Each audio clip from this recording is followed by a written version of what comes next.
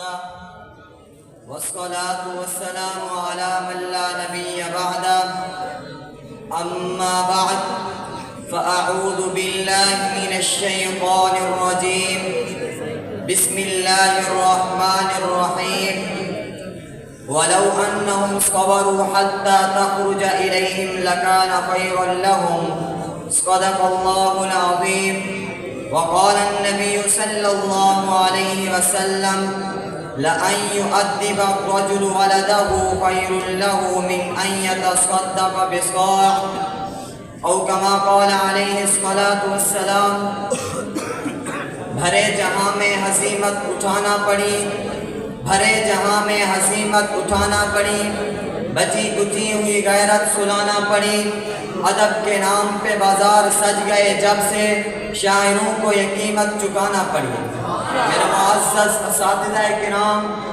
اور گلشن قادریہ کے چہکتے مہکتے پھولوں السلام علیکم ورحمۃ اللہ وبرکاتہ۔ آج میں جس موضوع کو اپنے لبوں کی زینت بنا کر گلاب و چمیلی سے سجا کر خشک و عنبر سے مہکا کر آپ حضرات کے سامنے حاضر ہوا ہوں وہ ہے با ادب با نصیب۔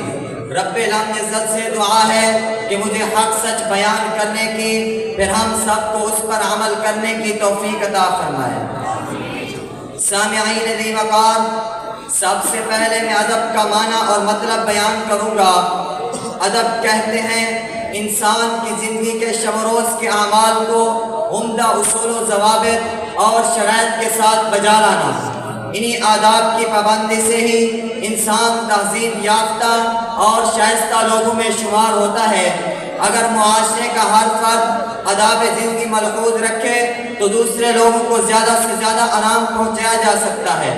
اسلام ایک مکمل ضابطہ حیات ہے جو تمام آداب زندگی سے باخبر کرتا ہے، جبکہ دوسری اقوام نے مذہب ایک جگہ سے لیا اور آداب دوسری جگہ سے لیے۔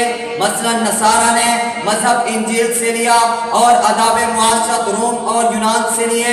جو اسلام کے مطابق اپنی حیات بسر کرتا ہے وہ درائم میں فلاح پاتا ہے اور جو ادب کی رعایت نہیں رکھتا وہ ذلیل و خوار ہوتا ہے۔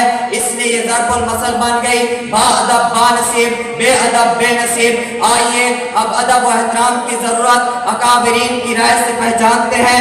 حضرت عمر رضی اللہ تعالی عنہ فرماتے ہیں کہ پہلے ادب سیکھو پھر علم سیکھو۔ اسی طرح حضرت علی رضی اللہ تعالی عنہ فرماتے ہیں ہر شے کی کوئی قیمت ہوتی ہے اور انسان کی قیمت اس کا علم و ادب ہے۔ اسی طرح حضرت مخلد بن حسین رحمہ اللہ فرماتے ہیں تارک ادب اخلاق محمدی سے بہت دور ہے۔ حضرت علی رضی اللہ تعالی عنہ فرماتے ہیں ہم کثرت حدیث کی بنسبت ادب کے زیادہ محتاج ہیں۔ ارباب علم و دانش، ادب ایک ایسی چیز ہے جس کی وجہ سے انسان بلندتر مقام پا لیتا ہے۔ اس کی وجہ سے عزت رفعت عظمت جلالت شان و شوکت مقام و مرتبہ جاہ و حشمت الفت و محبت وقار و شرافت اور بلند ترین صفات کا حامل ہو جاتا ہے۔ اب ان ہستیوں کا تذکرہ سنیے جو ادب و احترام کی وجہ سے با نصیب ہوئے۔ چنانچہ جب یہ آیت نازل ہوئی یا ایھا الذین آمنوا لا ترفعوا اصواتکم فوق صوت النبی، تو صحابہ کرام رضی اللہ تعالی عنہم کا یہ حال ہو گیا تھا کہ جب بھی کوئی بات کرتے نبی کریم صلی اللہ علیہ وسلم کی مجلس میں تو دوبارہ پوچھنا پڑتا، اتنی آہستہ بولتے ادب کی وجہ سے، اور ان کے ادب کے واقعات بے شمار ہیں۔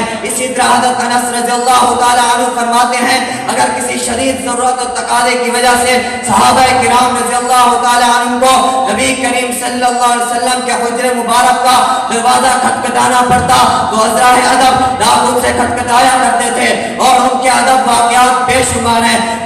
مقصد یہ ہوتا تھا کہ اطلاع بھی ہو جائے اور تکلیف بھی نہ ہو۔ اور جتنے بھی اکابرین امت با نصیب ہوئے ان کا بنیادی سبب ادب تھا۔ ان میں سے میں چند کے نام آپ کے گوش گزار کرنا چاہتا ہوں۔ مفتی کفایت اللہ صاحب نے اپنے شاگردوں سے پوچھا کہ علامہ انور شاہ کشمیری رحمہ اللہ کو اللہ تعالیٰ نے اتنا بڑا مقام کس وجہ سے دیا؟ تو شاگردوں نے مختلف جواب دیے۔ پھر فرمایا یہ سوال بہت انہی سے کیا گیا تو علامہ انور شاہ کشمیری رحمہ اللہ نے فرمایا ادب کی وجہ سے، اور ان کے ادب کے واقعات بے شمار ہیں۔ اسی इसी तरह हकीमुल उम्मत मौलाना अशरफ अली थानवी रहमहुल्लाह, मौलाना मोहम्मद कासिम नानोतवी रहमहुल्लाह, शेखुल इस्लाम हुसैन अहमद मदनी रहमहुल्लाह और दीगर अकाबिरीन उम्मत के सवाने हयात उठाकर पढ़े तो अदब भी उनकी जिंदगी का नुमायां असर नजर आएगा। अजीजान मन, बानसीब होने के लिए बाअदब होना जरूरी है।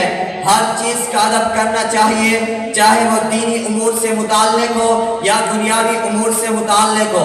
चुनाचे वालिदैन का अदब, असातिज़ाए किराम का अदब, मदारिस का अदब, शायरुल्लाह का अदब, कुरान का अदब, इल्म से मुताल्लिक हर चीज का अदब, गुफ्तगू का अदब, खाने का अदब, बड़ों का अदब, मजलिस का अदब, गर्ज हर वकार वाली चीज का अदब करना बानसीब होने के लिए इंतहाई जरूरी है।